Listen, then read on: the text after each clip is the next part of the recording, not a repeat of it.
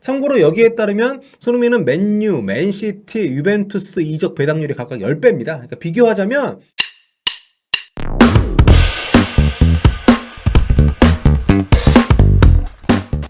안녕하세요, 볼리TV 송욱입니다. 언제나 채널 구독 많이 부탁드리고요. 휴식기에 접어든 토트넘 여전히 어수선합니다. 일단 새 감독이 아직 결정이 안 된 상태고요. 주요 선수들의 이적 전망도 여전하기 때문입니다.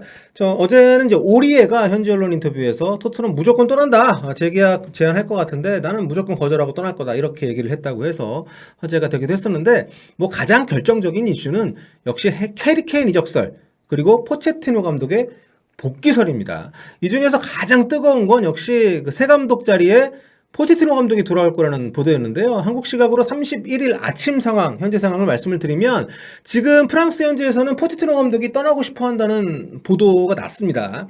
그 전까지만 해도 프랑스 내에서도 포체티노가 떠날 리 없다. 이런 얘기들이 줄을 이뤘었기 때문에 약간 좀 새로운 국면에 접어들었다. 이렇게 볼 수가 있을 것 같습니다. 그렇다고 이게 토트넘으로 복귀를 하겠다는 것과는 좀 다른 얘기라는 겁니다. 현재 보도를 종합해 보면 지금 포체티노 감독이 협상을 하고 있는 팀은 토트넘만이 아닙니다.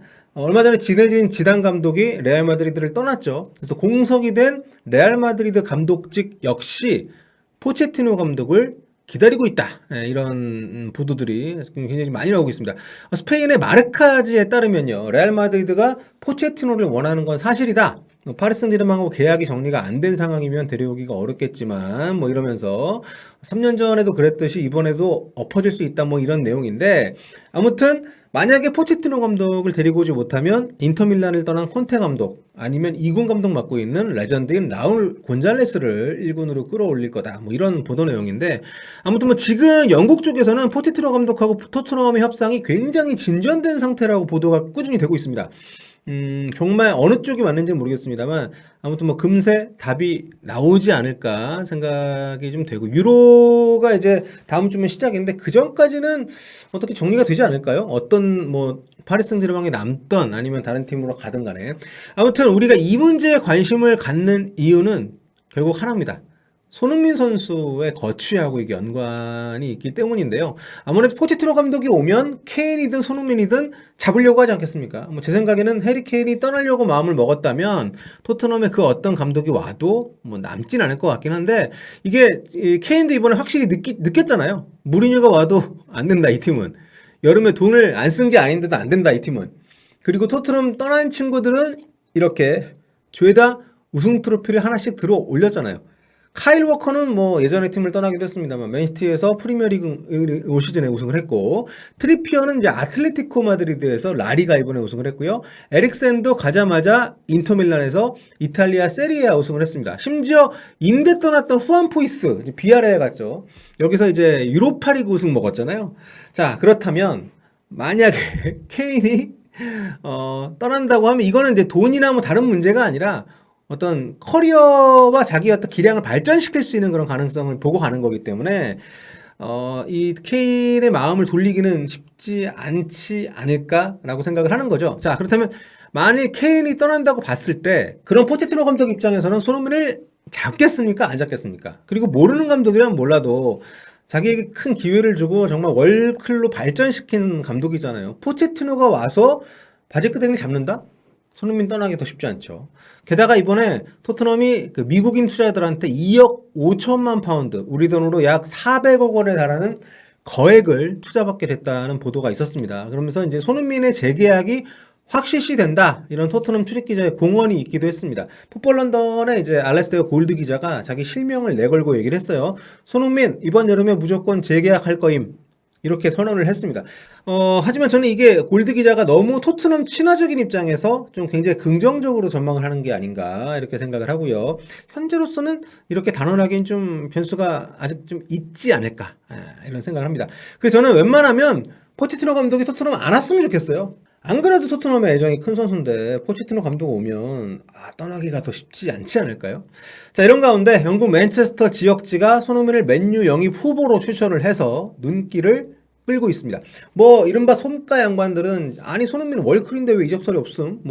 이러시는데 저기요, 이적설 꾸준히 나오고 있거든요. 3월에 바이에른 뮌헨 이적설도 있었고 유벤투스, 레알 마드리드 이적설도 있었고 아니 다른 선수들 이 정도면 다 무조건 사실처럼 받아들이면서 왜 손흥민 이적설은 다 찌라시라고 무시하는 거야?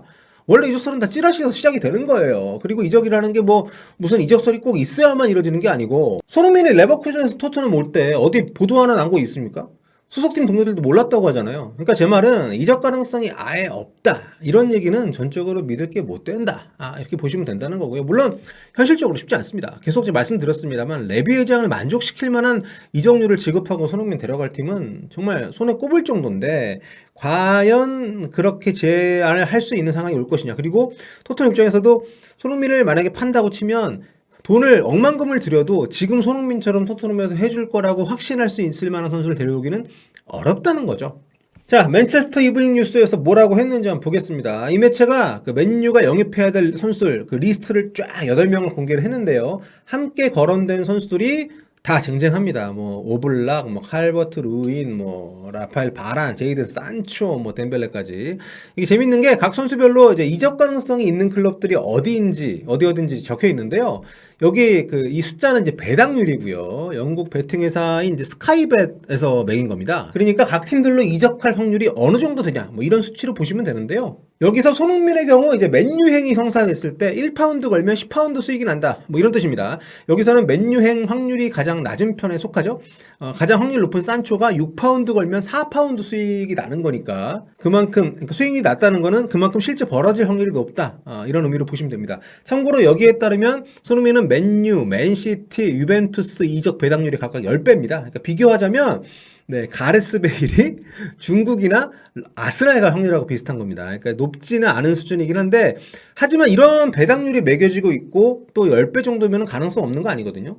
이렇게 거론이 된다는 것 자체가 현지에서도 이적 가능성이 높은 월클 선수 중에 한 명이다 이렇게 인식을 하고 있는 겁니다. 스카이벳 페이지 보면 여기 뭐 쟁쟁한 선수들 이름 여기 뭐 제이든 산초, 린가드, 베일, 뭐 홀란드 같은 경우는 뭐 맨시티, 레알 마드리드 역시도 높다고 돼 있고, 뭐 데클런 라이스, 자하, 뭐 램즈, 그러니까 이렇게 쟁쟁한 선수들이 어디로 갈 것인지를 이런 식으로 배당률을 매겨서 베팅을 하고 있습니다. 그러니까 이게 호날두 같은 경우에는 파리 생제르맹이 높게 나오고 있는데 이렇게 좀 그 유명한 월클 선수들의 이적 가능성에 대해서 이런 식으로 해서 베팅하고 있다는 것 자체가 이 안에 들어간 선수들 충분히 이적할 가능성이 있고 또 원하는 팀들이 있는 선수들이다. 이렇게 현지에서 바라보고 있다. 이렇게 보시면 됩니다. 그래서 현재로서는 냉정히 볼 때 손흥민 선수가 이적하는 것보다는 잔류하는 게 가능성이 높아 보이기는 해요. 뭐 까놓고 지금 뭐 앞서도 말씀드렸습니다. 토트넘이 손흥민 만약에 팔았다고 쳤을 때 얼마를 받을지 모르겠습니다만 그 돈을 가지고 손흥민급 기량의 선수를 데리고 오는 것은 불가능합니다.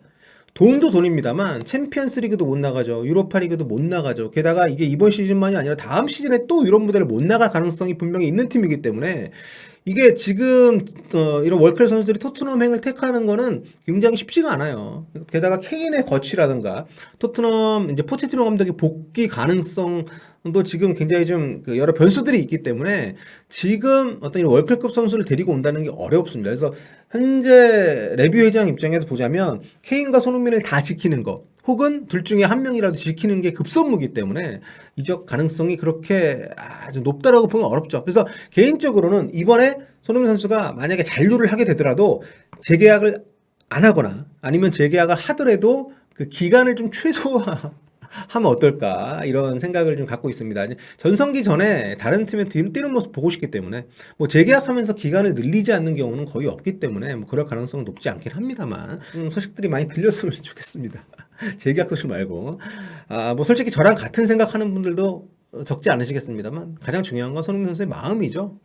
손흥민 선수가 뭐 남고 싶다고 하면 뭐 거기에 대해서 왜 남냐 뭐 떠나야지 이런 말을 하고 싶지는 않습니다. 손흥민 선수가 그렇다고 결정을 하면 그걸 우리 지지를 해주고 응원을 보내는 게 우리 또 팬들의 역할 아니겠습니까? 자 다음 시간에 또 뵙도록 하겠습니다. 언제나 좀 구독 부탁드리고요. 볼빠